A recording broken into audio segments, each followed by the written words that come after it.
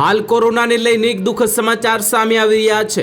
America સહિત વિશ્વભરના 22 દેશોમાં કોરોના વાયરસનો એક નવો વેરિયન્ટ મળી આવ્યો છે। વૈજ્ઞાનિકોએ શોધી કાઢ્યું છે કે કોવિડ-19ના આ નવા વેરિયન્ટમાં અસામાન્ય રીતે વધુ સંખ્યામાં પરિવર્તનો છે।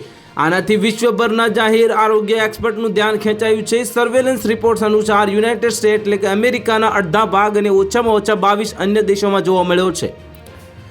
સંશોધકોને અનૌપચારિક રીતે આ પ્રકારનું નામ સિકાડા રાખ્યું છે, જે લાંબા સમય પછી ભૂગર્ભમાંથી નીકળતી જંતુના નામ પરથી રાખવામાં આવ્યું છે। આ વૈજ્ઞાનિકોએ રસી વિકસાવીને કોવિડને લગભગ નિયંત્રણમાં લાવી દીધો છે, પરંતુ વાયરસ નવા સ્વરૂપમાં પાછો ફર્યો છે। આ પ્રકારના સૌ પ્રથમ નવેમ્બર 2024માં દક્ષિણ આફ્રિકામાં મળી આવ્યો હતો। 2026ની શરૂઆતમાં કેસ અચાનક ફરી વધવા લાગ્યા છે, જેના કારણે હવે એક્સપર્ટ તેને સિકાડા કહે છે। તેના લક્ષણો કોવિડ-19ના બીજા તરંગ પછી ઉભરેલા ઓમિક્રોન વેરિયન્ટ જેવો જ છે। ઉદાહરણ તરીકે ગળામાં તીવ્ર દુખાવો અને સૌથી મુખ્ય લક્ષણ છે, ત્યારબાદ હળવો તાવ અને શરદી, સૂકી ઉધરસ અને થાક અને વહેતું અથવા તો ભરાયેલું નાક આવે છે।